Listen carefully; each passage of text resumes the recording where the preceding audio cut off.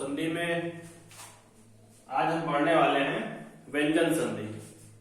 संधि में आज हम पढ़ने वाले हैं व्यंजन संधि, यानी संधि के 5 वीडियो हो गए हैं। ये आज संधि का 6ठा वीडियो है। उस दिन 5वें वीडियो में ये पढ़ा रहे थे व्यंजन संधि, तो फोन आ गया था, कट गया था, इसलिए वीडियो पूरा नहीं हो पाया था। तो आज हम व्यंजन संधि के बारे में बात करेंगे। आइए बात करते हैं व्यंजन संधि। व्यंजन संधि के कुछ नियम। व्यंजन संधि के लगभग 4 नियम हैं। हम उन 4 नियमों पे आधारित क्वेश्चन करेंगे। 4 नियमों के बारे में पहले हम जान लें, उसके बाद हम उन 4 नियमों पे क्वेश्चन करना शुरू करेंगे। जो व्यंजन संधि का जो पहला नियम है, ये कहता है यदि पहले अक्षर के बाद किसी भी वर्ग का तीसरा अक्षर आएगा, यानी ये कह रहा है यदि पहले अक्षर के बाद जो हमने ये बना रखे हैं वर्ग, कह रहा है यदि पहले अक्षर के बाद किसी भी वर्ग का तीसरा अक्षर आएगा, यानी कोई भी वर्ग हो, चाहे का वर्ग हो, चाहे चा वर्ग हो, चाहे टा वर्ग हो, चाहे टा वर्ग हो, चाहे पा वर्ग हो, अगर तीसरा शब्द आएगा, कौन सा, ये तीसरा अक्षर आएगा, तो इस वर्ग का, यानी अगर का ये गा आ गया बीच में तीसरा, तो उस वर्ग का पहला अक्षर हो जाएगा, मतलब ये वाला हो जाएगा। इसके स्थान पे ये वाला हो जाएगा, पहला हो जाएगा। तीसरे के स्थान पे पहला हो जाएगा। कैसे, हम उदाहरण से समझते हैं। जैसे कहा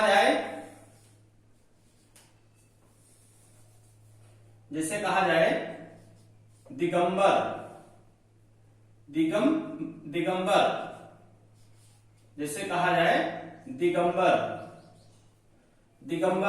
तो दिगंबर में पहले अक्षर के बाद बात क्या हुई, यहां पे पहले अक्षर के बाद किसी भी वर्ग का तीसरा अक्षर आएगा, यानी पहले अक्षर के बाद कौन सा है, गा इसमें कौन से, का वर्ग में है, यानी तीसरा अक्षर। तो इसके स्थान पे, यानी ये हट जाएगा और का लग जाएगा, ये हट के का लग जाएगा। अगर इसको अलग करेंगे क्या हो जाएगा, तो ये हो जाएगा दिक धन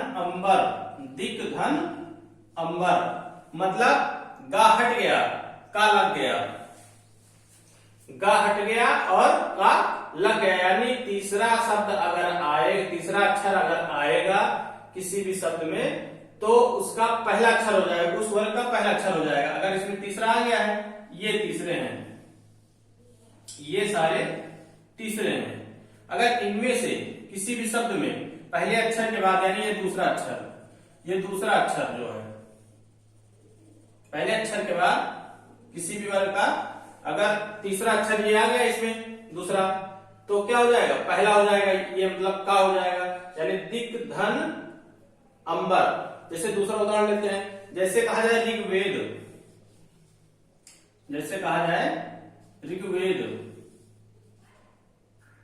तो ऋग्वेद में देखिए पहले अक्षर के बाद का वर्ग का तीसरा अक्षर आया क्या, गा, ये आ गया गा, तो इसके स्थान पे क्या हो जाएगा, का हो जाएगा। इसको अलग करेंगे क्या हो जाएगा,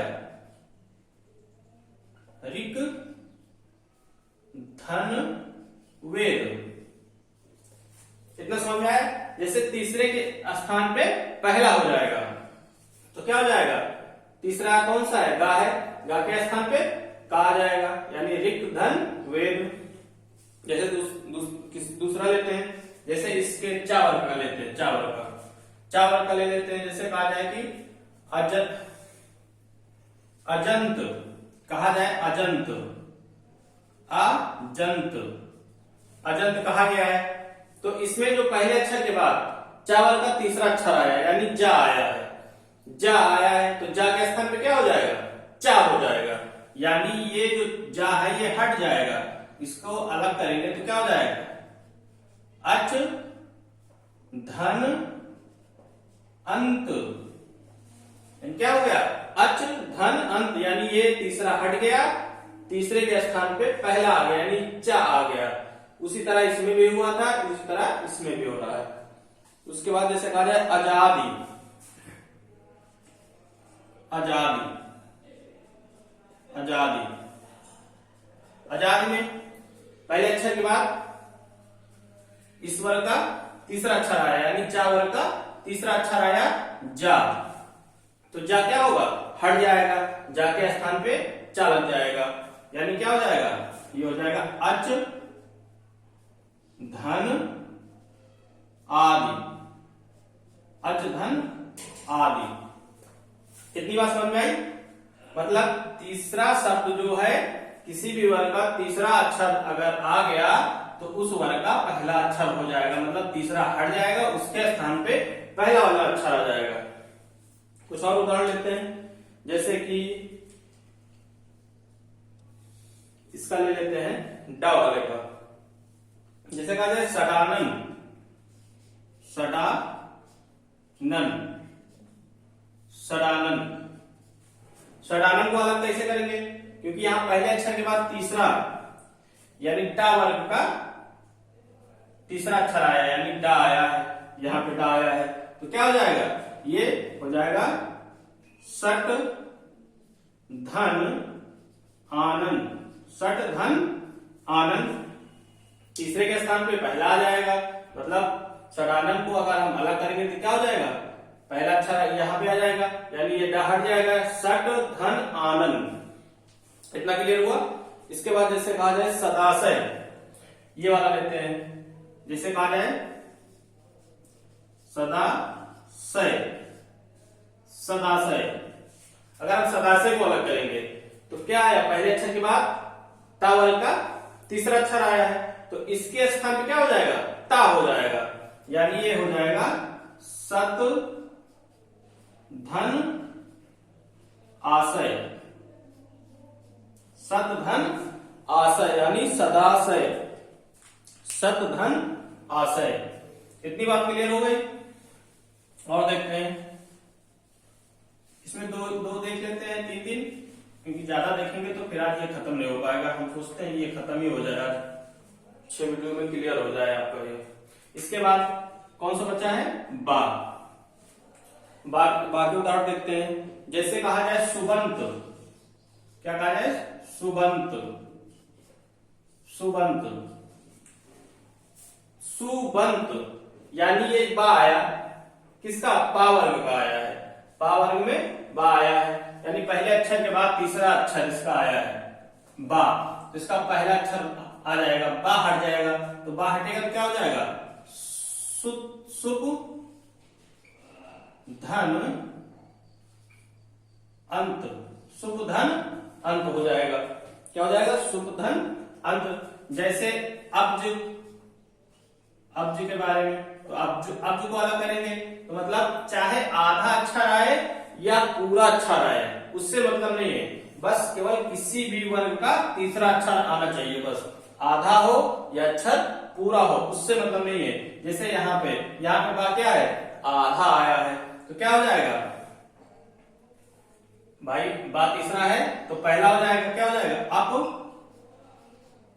धन जा, अप धन जा, यानी अब्ज। तो ये हो गया हमारा पहला नियम, ये हो गया हमारा पहला नियम। हम बात करते हैं दूसरे नियम के बारे में। किस नियम के, दूसरे नियम के बारे में। ये हमारा पहला नियम था, अब हम बात करेंगे दूसरे नियम के बारे में। दूसरा नियम कौन सा है, हम लिख देते हैं।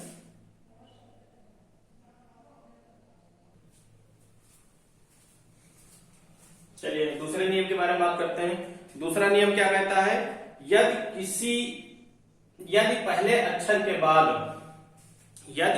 पहले अक्षर के बाद किसी भी वर्ग का पांचवा अक्षर आएगा, कौन सा, पांचवा अक्षर, यानी यदि पहले अक्षर के बाद किसी भी वर्ग का पांचवा अक्षर आएगा तो उस वर्ग का पहला अक्षर हो जाएगा। अभी तक हम बात कर रहे थे तीसरे अक्षर के बारे में, अब हम बात करेंगे पांचवें अक्षर के बारे में। किसके बारे में, पांचवें अक्षर के बारे में। तीसरा वाला जो है ये पहला नियम था। अब हम बात कर रहे हैं पांचवें अक्षर के बारे में। यानी पांचवा अक्षर कौन सा है? ये है पांचवें अक्षर। कौन से? पांचवें अक्षर। कह रहा है कि पहले अक्षर के बाद किसी भी वर्ग का पांचवा अक्षर आएगा, यानी ये इसका वर्ग में अगर पांचवा अक्षर आएगा तो क्या हो जाएगा? पहला अक्षर हो जाएगा। सेम पहले नियम की तरह है, उसमें तीसरा पद था, तीसरा अक्षर था, इसमें पांचवा अक्षर है। जैसे उदाहरण लेते हैं, उदाहरण में कहा जाए वांडमय। जैसे उदाहरण में कहा जाए वांडमय, वांडमय। तो वांडमय में पहले अक्षर के बाद कौन सा आया है? पांचवा अक्षर आया है, वांडमय। ठीक, डाया। ठीक है, पांचवें के बाद कौन सा आया है? पहले अक्षर के बाद कौन सा आया? पांचवा अक्षर आया है। ठीक, तो पांचवें अक्षर के बाद आएगा तो पहला अक्षर हो जाएगा, तो इसको अलग करेंगे क्या हो जाएगा? वाक धन मय। वाक धन मय, यानी पांचवा अक्षर आया है, अगर पांचवा अक्षर आएगा दूसरे नियम के अनुसार तो पहला अक्षर हो जाएगा। ठीक, इस नियम में। इसके बाद जैसे कहा जाए कंचन, कंचन, कंचन। तो कंचन में क्या हो जाएगा? आ आया है। कौन सा शब्द आया है? आधा आ आया है। तो अगर आधा आ आया है या पूरा आया है उससे मतलब नहीं है, बस आ आया है इतना हमको जानकारी रखनी है। तो आ के स्थान पे क्या हो जाएगा? चा हो जाएगा। इसको अलग करेंगे तो क्या हो जाएगा? अच धन, अच धन अन, अच धन अन, अच धन अन, यानी कंचन। अच धन अन यानी कंचन। जैसे कहा जाए कि अगला है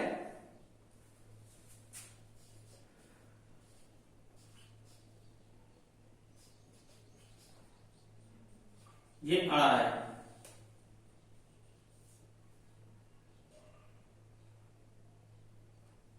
जिसे कहा जाए षणमास। क्या कहा जाए? षणमास, षणमास। यानी यहाँ पे अड़ा आया है, यानी आधा आया है, यहाँ पूरा है, उससे मतलब नहीं है। आधा आया, पूरा है, तो इस अड़ा के स्थान पे क्या हो जाएगा?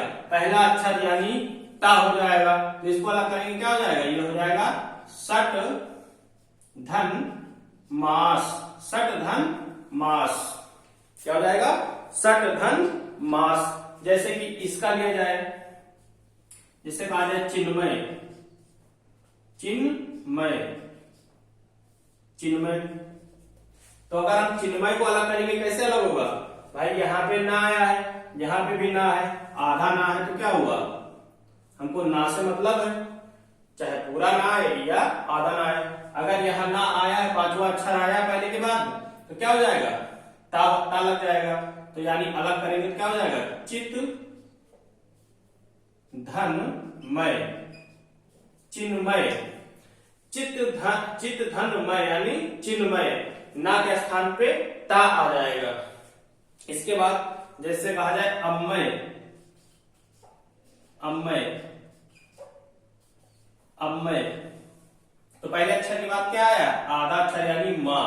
पूरा भी आया उससे मतलब नहीं, लेकिन हमको यहाँ देख रहे हैं पहले अक्षर के बाद हमको पता करना है। तो पहले अक्षर के बाद क्या है? यहाँ माँ है, पांचवा अक्षर। तो इसमें क्या हो जाएगा? पा हो जाएगा। क्या हो जाएगा? पा। यानी इसको अलग करेंगे क्या हो जाएगा?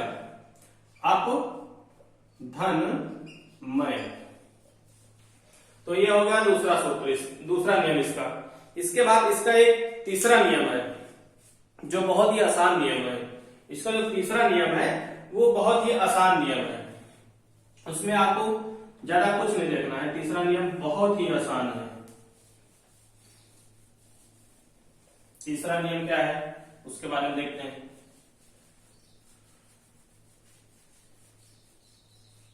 इसमें तीसरा नियम कहता है, जो नियम तीसरा है, नियम तीसरा, इस नियम में कहते हैं कि ये दो शब्द सा और सा, ये दो प्रकार के सा, ये दो प्रकार के सा, ये दो प्रकार के सा। इस नियम में केवल यही पहचान करनी है कि ये दो प्रकार के सा को हमको याद रखना है। अगर ये वाला सा है तो ये हो जाएगा सम। क्या हो जाएगा? सम। अगर ये वाला सा है तो ये हो जाएगा सम। ठीक, हमको केवल देखना है कि ये वाला सा है या ये वाला सा है, और दोनों में सम लगेगा। जैसे कोई उदाहरण दे दिया जाए, जैसे कहा जाए कि संसार, संसार, संसार में कौन सी संधि है? तो संसार में व्यंजन संधि है। कौन सी? व्यंजन संधि। संसार को अगर हम अलग करेंगे तो क्या हो जाएगा? अगर मान लो ये वाली बिंदी है तो इसके स्थान पर क्या हो जाएगा? सम लग जाएगा, यानी ये हो जाएगा सम धन सार। ये वाला सम नहीं लगेगा, इस वाले में यही वाला सम लगेगा। हमको यही सा पहचानना है, ये वाला है, ये वाला है। अगर ये वाला सम है तो ये वाला सम लगेगा, नहीं तो ये वाला लगेगा। ठीक, जैसे संसार हो गया। जैसे कहा जाए संगठन, संगठन, जैसे कहा गया संगठन, तो संगठन में कौन सा सा है? ये वाला सा है, तो क्या हो जाएगा? सम धन गठन, सम धन गठन, संगठन। जैसे कहा जाए संगीत, संगीत, कौन सा सा है? ये वाला सा है। इसमें क्या हो जाएगा? इसमें हो जाएगा सम धन गीत। हमको केवल इतना ही हटाना है, हमको बस इतना ही हटाना है और ये जोड़ देना है बस। उसके बाद वही हम उठा के रख देंगे बस। इसके बाद जैसे कहा जाए कि संवेग है, संवेग है, संवेग है, तो क्या हो जाएगा? सम धन वेग, सम धन वेग। इस प्रकार के अगर कहीं भी सा के ऊपर इस ये वाले सा के ऊपर बिंदी आएगा तो ये वाला सम हो जाएगा, अगर ये वाले सा के ऊपर बिंदी आएगा तो ये वाला सम आ जाएगा। बस इतना आपको ध्यान रखना है। ठीक,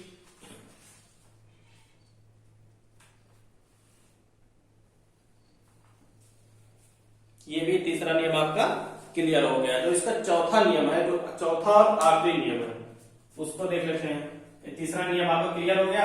अगर ये वाले, इस वाले की जो भी आपको शब्द मिलेंगे उसमें ये वाला सम लगेगा, इतना याद रखना, ये वाला लगेगा, और इसमें ये वाला लगेगा। इतनी बात क्लियर हो गई? इसमें ये वाला और इसमें ये वाला, मतलब दोनों सा हमको देखने हैं कि सा आखिर कौन सा आया है। इसके बाद हम चौथा नियम देखते हैं। चौथा नियम क्या कहता है? तीसरा नियम बहुत ही आसान था। तीसरा नियम बहुत ही आसान था। हम देखते हैं चौथा नियम। जो चौथा नियम है ये क्या कहता है? चौथा नियम है, कहता है यदि पहले अक्षर के बाद, यदि यह लिख लेते हैं, यदि पहले अक्षर के बाद, पहले अक्षर के बाद दूसरा और तीसरा या दूसरे या तीसरे, दूसरे और तीसरे स्थान पर आएगा, दूसरे और तीसरे स्थान पर आएगा, दूसरे और तीसरे स्थान पर आएगा तो ता हो जाएगा, आएगा तो ता हो जाएगा। यहां थोड़ा से स्थान पर के आगे लिखना है, स्थान पर आधा चा,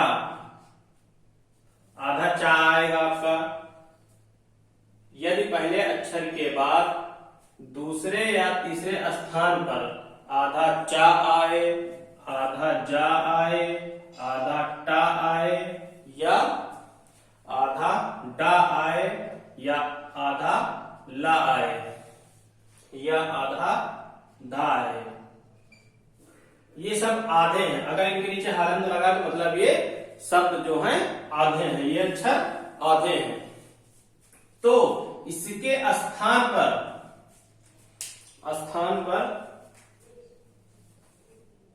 आएगा, अगर ये सब आएंगे पांचों, अगर ये सब 5-6 जो शब्द हैं अगर ये आएगा तो ता हो जाएगा, आधा ता हो जाएगा, आधा ता हो जाएगा।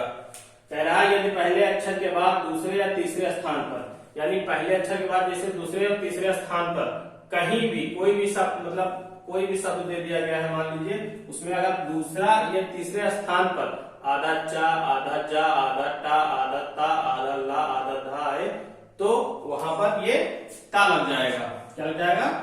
ता लग जाएगा। जैसे उदाहरण में हम देखते हैं, ये ता लग जाएगा। उदाहरण से समझेंगे तो समझ में आ जाएगा कि आखिर क्या कहना चाह रहे हैं। जैसे कहा जाए उच्चारण, जैसे कहा जाए उच्चारण, क्या कहा गया? उच्चारण कहा गया। जैसे कहा गया उच्चारण, तो उच्चारण में आधा चा आया, यहाँ पे बताया कि क्या है, आधा चा आएगा। तो अगर आधा चा आया है तो अगर हम इसको अलग करेंगे तो क्या हो जाए, आधा चा के स्थान पे आधा ता लग जाएगा। क्या लग जाएगा? आधा ता लग जाएगा। इनमें कोई भी शब्द, यानी 1 2 3 4 5 6, ये 6 शब्दों में कोई भी शब्द आएगा आधा, तो उसके स्थान पे हम आधा ता लगा देंगे। तो क्या हो जाएगा, इसको अलग करेंगे, क्या हो जाएगा? उत धन चारण। क्या हो गया? उत धन चारण, यानी आधा चा आया है तो इसके स्थान पे हम ता लगा देंगे। इतना करना है बस। जैसे सज्जन, जैसे सज्जन,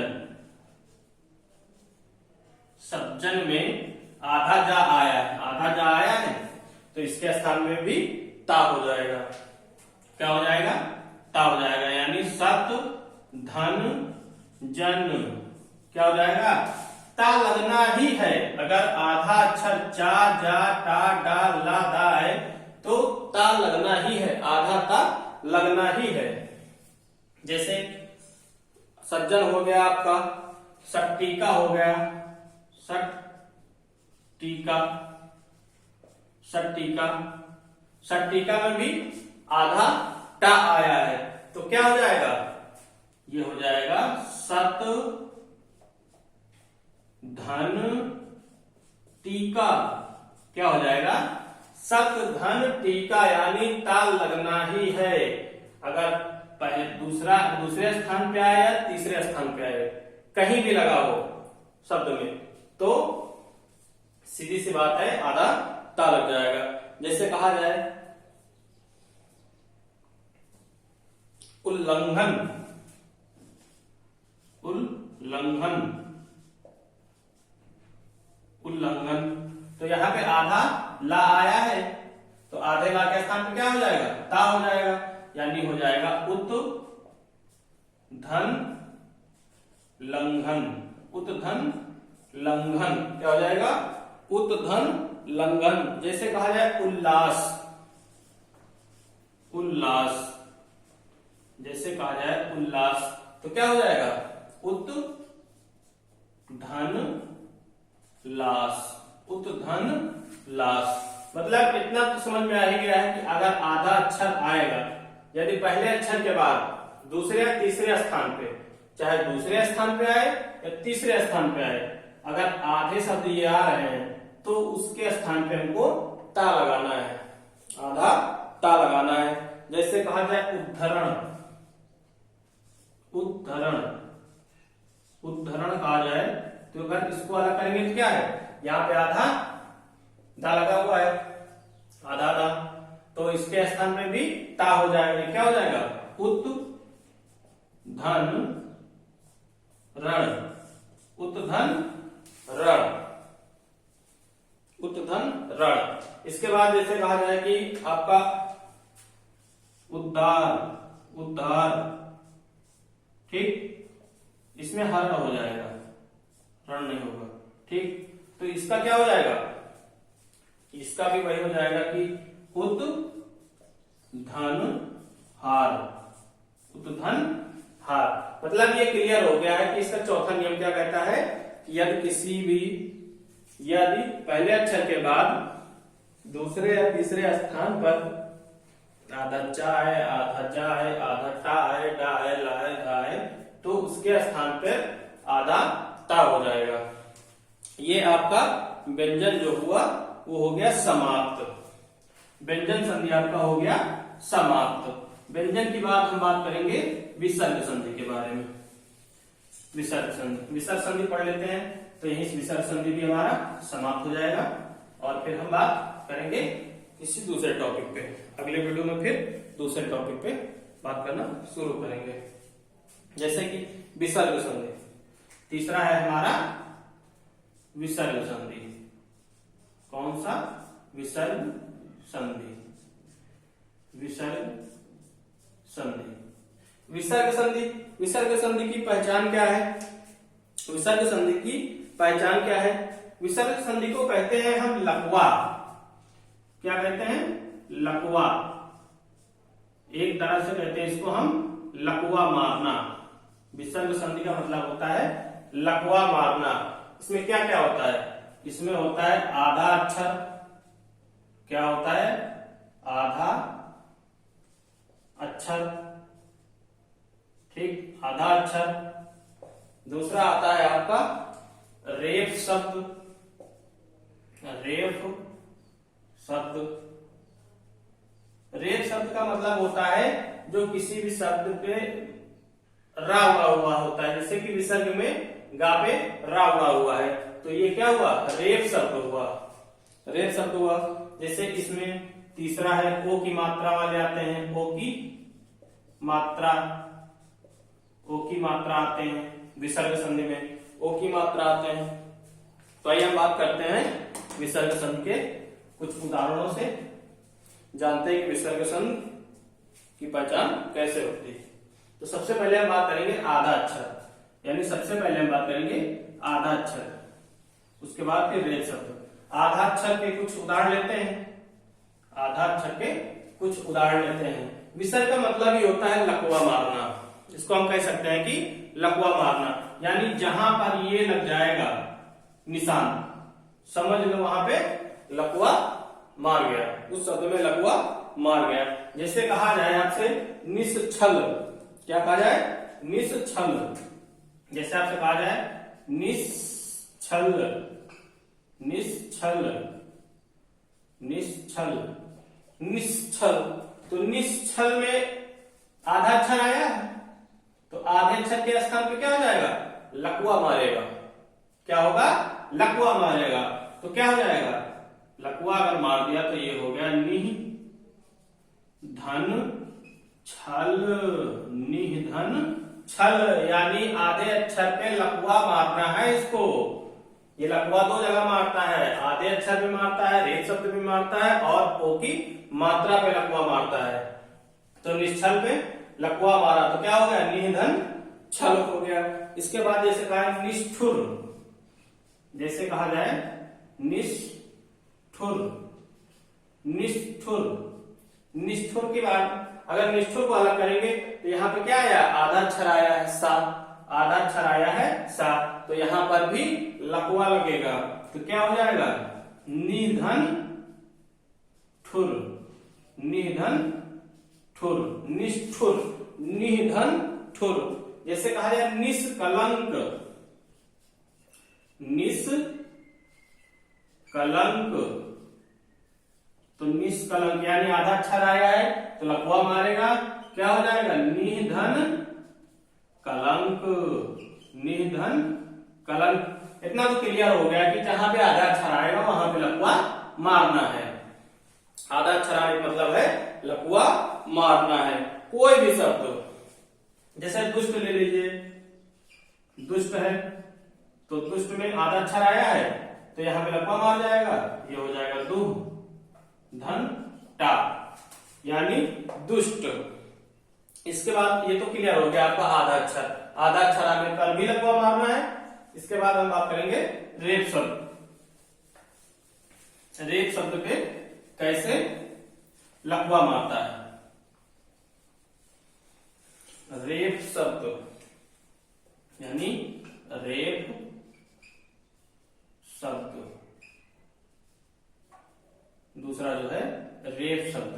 इसके कुछ उदाहरण लेते हैं, इसके उदाहरण लेके समझते हैं। जैसे कि कहा जाए निर्धन, क्या कहा जाए, निर्धन, निर्धन, निर्धन यानी था पे रेप शब्द है, ये जो रा उड़ा हुआ है इसी को हम बोलते हैं रेप शब्द, इसी को बोलते हैं रेप शब्द। तो यहां पर अगर उड़ा हुआ है तो यहां पे लकवा मार जाएगा, तो क्या हो जाएगा, नि धन धन, निह धन धन। जैसे कहा जाए, इसके बाद दूसरा ले लीजिए, जैसे कहा जाए दुर्गति, दुर्गत नहीं दुर्गत, दुर्गत में यहां पे रेप शब्द है, कहां पे, गा पे रेप शब्द है, तो क्या हो जाएगा, दु धन गति, दु धन गति, दुर्गत। जैसे कहा जाए निर्विरोध, निर्विरोध कहा गया, निर्विरोध। निर्विरोध में इसको आप कैसे अलग करेंगे, कहां चला जाएगा निर्विरोध को, यहां पर लगा हुआ रेप शब्द इस पे, तो इसका काम खत्म, यानी कि ये हो गया निधन विरोध, निधन विरोध। ठीक, क्लियर हो गया। जैसे कहा जाए आशीर्वाद, आशीर्वाद, ये शुद्ध वर्तनी है आशीर्वाद की, आशीर्वाद। तो रेप शब्द कहां लगा हुआ है, यहां पे लगा हुआ है, तो क्या हो जाएगा, ये हो जाएगा आशी, आशी